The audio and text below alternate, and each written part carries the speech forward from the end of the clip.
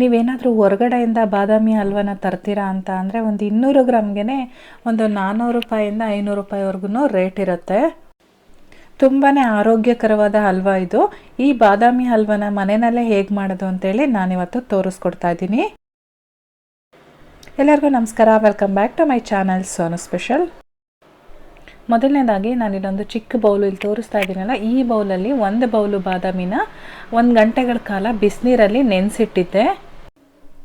ಇವಾಗ ಇದ್ರ ಸಿಪ್ಪೆನ ರಿಮೂವ್ ಮಾಡಬೇಕು. ನೋಡಿ, ಈ ರೀತಿ ಮಾಡಿದ್ರೆ ಸಾಕು, ನೀಟಾಗಿ ರಿಮೂವ್ ಆಗುತ್ತೆ.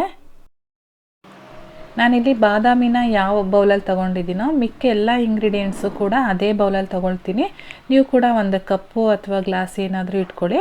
ಇವಾಗ ನೋಡಿ, 1 ಬೌಲ್ ಆಗಿದೆ. ಇದನ್ನು ಒಂದು ಮಿಕ್ಸರ್ ಜಾರ್ಗೆ ನಾನು ಹಾಕ್ಕೊಳ್ತಾ ಇದ್ದೀನಿ. ಇಲ್ಲಿ ಅದೇ ಕಪ್ಪಲ್ಲಿ 1 ಕಪ್ ಹಾಲನ್ನು ತೊಗೊಂಡಿದ್ದೀನಿ. ಅದರಲ್ಲೇ ಸ್ವಲ್ಪ ಹಾಲನ್ನು ಹಾಕ್ಕೊಂಡು ಇದನ್ನು ನುಣ್ಣದಾಗಿ ರುಬ್ಕೊಂಡು ಬರಬೇಕು. ಇಷ್ಟು ನುಣ್ಣಗೆ ನಾವು ಬಾದಾಮಿ ಪೇಸ್ಟನ್ನು ರೆಡಿ ಮಾಡ್ಕೊಳ್ಬೇಕಾಗತ್ತೆ. ನೋಡಿ, ಇಷ್ಟು ನುಣ್ಣಗಿರಬೇಕು. ನಾನಿಲ್ಲಿ ಆಲ್ಮೋಸ್ಟು ಒಂದು ಅರ್ಧ ಬೌಲಷ್ಟು ಹಾಲನ್ನು ಉಪಯೋಗಿಸಿದ್ದೀನಿ ರುಬ್ಬೋದಕ್ಕೆ. ಇನ್ನು ಅರ್ಧ ಬೌಲ್ ಇದೆ, 1 ಬೌಲ್ ತೊಗೊಂಡಿದ್ದೆ, ಅರ್ಧ ಬೌಲ್ ಮಿಕ್ಕಿದೆ. ಇವಾಗ ನಾನಿಲ್ಲಿ ಒಂದು ಫ್ರೈಯಿಂಗ್ ಪ್ಯಾನ್ ಇಟ್ಕೊಂಡಿದ್ದೀನಿ. ಇದಕ್ಕೆ ಒಂದು 2 ರಿಂದ 3 ಟೇಬಲ್ ಸ್ಪೂನಷ್ಟು ತುಪ್ಪನ ಹಾಕ್ಕೊಳ್ತಾ ಇದ್ದೀನಿ. ತುಪ್ಪ ಎಲ್ಲ ಕರಗಿದ ಮೇಲೆ ನಾವು ಬಾದಾಮಿನ ಪೇಸ್ಟ್ ಮಾಡಿ ಇಟ್ಕೊಂಡಿದ್ವಲ್ಲ, ಆ ಬಾದಾಮಿ ಪೇಸ್ಟನ್ನು ಇದರೊಳಗಡೆ ಸೇರಿಸ್ಕೊಳ್ಬೇಕು. ಲೋ ಫ್ಲೇಮಲ್ಲಿ ಇಟ್ಕೊಳ್ಳಿ. ಹೈ ಫ್ಲೇಮ್ ಮಾಡಿದರೆ ಬೇಗನೆ ಸೀದೋಗುತ್ತೆ. ಹಾಕ್ಕೊಂಡಾದ್ಮೇಲೆ ತುಪ್ಪದ ಜೊತೆ ಚೆನ್ನಾಗಿ ಒಂದ್ಸಲ ಮಿಕ್ಸ್ ಮಾಡ್ಕೊಳ್ಬೇಕು. ನಾನು ಎಷ್ಟು ಫಾಸ್ಟಾಗಿ ಹಾಕಿದ್ರೂ ಅದು ಕೆಳಗಡೆಯಿಂದ ಸ್ವಲ್ಪನೇ ಸೀದೋಯ್ತು. ಇವಾಗ ಅರ್ಧ ಹಾಲು ಮಿಕ್ಕಿತ್ತಲ್ಲ, ಆ ಅರ್ಧ ಹಾಲನ್ನು ಸೇರಿಸ್ಕೊಳ್ತಾ ಇದ್ದೀನಿ. ಇದ್ರ ಜೊತೆಗೆ ಇನ್ನು ಅರ್ಧ ಕಪ್ ಹಾಲನ್ನು ಕೂಡ ನಾನು ಸೇರಿಸ್ಕೊಂಡಿದ್ದೀನಿ. ಟೋಟಲ್ ಆಗಿ 1 ಕಪ್ ಬಾದಾಮಿಗೆ 1.5 ಕಪ್ಪಷ್ಟು ಹಾಲನ್ನು ನಾನಿಲ್ಲಿ ಸೇರಿಸ್ಕೊಂಡಿದ್ದೀನಿ. ಬಾದಾಮಿನ ಪೇಸ್ಟ್ ಮಾಡೋಕ್ಕೆ ಅರ್ಧ ಕಪ್ಪು, ಹಾಗೆ ಇಲ್ಲಿ ಬೇಯಿಸೋದಕ್ಕೆ 1 ಕಪ್ಪು, ಟೋಟಲ್ ಆಗಿ 1.5 ಕಪ್ಪು. ಇವಾಗ ಸ್ವಲ್ಪ ಗಟ್ಟಿಯಾಗೋವರೆಗೂ ನಾವು ಬೇಯಿಸ್ಕೊಳ್ಬೇಕಾಗತ್ತೆ. ಲೋ ಫ್ಲೇಮಲ್ಲಿ ಇಟ್ಕೊಂಡೆ ಬೇಯಿಸ್ಕೊಳ್ಬೇಕು. ಇವಾಗ ನೀವು ನೋಡ್ತಾ ಇರ್ಬೋದು, ಸ್ವಲ್ಪ ಗಟ್ಟಿಯಾಗ್ತಾ ಬಂದಿದೆ. ಕೈ ಬಿಡ್ದಂಗೆ ತಿರುಗಿಸ್ತಾನೆ ಇರಬೇಕು. ಕೈ ಬಿಟ್ರಿ ಅಂದರೆ ಕೆಳಗಡೆಯಿಂದ ಹೊತ್ಕೊಂಡು ಬರುತ್ತೆ. ಇವಾಗ ನಾನು ಮತ್ತೆ 1-2 ಟೇಬಲ್ ಸ್ಪೂನಷ್ಟು ತುಪ್ಪನ ಸೇರಿಸ್ಕೊಳ್ತಾ ಇದ್ದೀನಿ. ನೀವು ಬೇಕಿದ್ರೆ ಮಸಾಲೆ ತುಪ್ಪ ಕೂಡ ಸೇರಿಸ್ಕೊಳ್ಬೋದು. ನಾನಿಲ್ಲಿ ಸಪ್ಪೆ ತುಪ್ಪನ ಸೇರಿಸ್ಕೊಳ್ತಾ ಇದ್ದೀನಿ. ಸಪ್ಪೆ ತುಪ್ಪ ಹಾಕೋದ್ರಿಂದ ಯಾವುದೇ ರೀತಿ ಫ್ಲೇವರ್ಡು ನಮಗಿರೋದಿಲ್ಲ. ಹಾಗಾಗಿ ನಾನಿಲ್ಲಿ ಯಾವುದೇ ಸ್ವೀಟ್ಗೆ ಹಾಕಬೇಕಾದ್ರೂ ಸಪ್ಪೆ ತುಪ್ಪನೇ ಬಳಸೋದು. ಇವಾಗ ಅದೇ ಕಪ್ಪಲ್ಲಿ ಒಂದು 3/4 ಕಪ್ಪಷ್ಟು ಸಕ್ಕರೆನ ಸೇರಿಸ್ಕೊಳ್ತಾ ಇದ್ದೀನಿ. ತುಂಬಾ ಸ್ವೀಟಿಶ್ ಆಗಿರಬೇಕು, ತುಂಬ ಸಿಹಿ ಇಷ್ಟಪಡ್ತೀರಾ ಅನ್ನೋದಾದರೆ 1 ಕಪ್ ಭರ್ತಿಯಾಗಿ ನೀವು ಸೇರಿಸ್ಕೊಳ್ಬೋದು.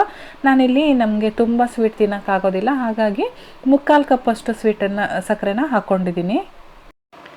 ಸಕ್ಕರೆ ಹಾಕಿದ ಮೇಲೆ ಸ್ವಲ್ಪ ತೆಳುವಾಗುತ್ತೆ. ಸಕ್ಕರೆ ಎಲ್ಲ ಚೆನ್ನಾಗಿ ಕರಗಿದ ಮೇಲೆ ಇನ್ನೂ ಸ್ವಲ್ಪ ಗಟ್ಟಿ ಇದ್ದಿದ್ದೆಲ್ಲ ತೆಳುವಾಗುತ್ತೆ. ಮತ್ತೆ ನಾವು ಇದು ಗಟ್ಟಿಯಾಗೋವರೆಗೂ ಬೇಯಿಸ್ಕೊಳ್ಬೇಕಾಗತ್ತೆ. ಅದೇ ಸಮಯದಲ್ಲಿ ನಾನು ಕೇಸರಿ ಮಿಕ್ಸ್ ಮಾಡಿರ್ತಕ್ಕಂಥ ಹಾಲನ್ನು ಸೇರಿಸ್ಕೊಳ್ತಾ ಇದ್ದೀನಿ. ಕೇಸರಿ ದಳಗಳನ್ನ ಒಂದು 10 ನಿಮಿಷ ನೀರಲ್ಲಿ ನೆನೆಸಿದರೆ ಆ ಕಲರ್ ಬರುತ್ತೆ. ಯಾವುದೇ ರೀತಿ ಕಲರ್ ಉಪಯೋಗಿಸೋ ಅವಶ್ಯಕತೆ ಇಲ್ಲ. ಹಾಗೆ ಒಂದು ಅರ್ಧ ಟೀ ಸ್ಪೂನಷ್ಟು ಏಲಕ್ಕಿ ಪೌಡರ್ನ ಕೂಡ ಸೇರಿಸ್ಕೊಳ್ತಾ ಇದ್ದೀನಿ. ಮಿಕ್ಸ್ ಮಾಡ್ತಾ ನೋಡಿ ಯಾವ ಕಲರ್ ಬಂದಿದೆ ಅಂತ ಹೇಳಿ.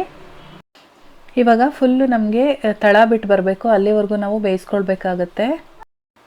ಕೊನೆಯದಾಗಿ ನಾನು ಮತ್ತೆ 1 ಟೇಬಲ್ ಸ್ಪೂನಷ್ಟು ತುಪ್ಪನ ಸೇರಿಸ್ಕೊಳ್ತಾ ಇದ್ದೀನಿ. ಇವಾಗ ಚೆನ್ನಾಗಿ ಮಿಕ್ಸ್ ಮಾಡ್ಕೊಳ್ತಾ ತಿರುಗಿಸ್ಕೊಳ್ಬೇಕು.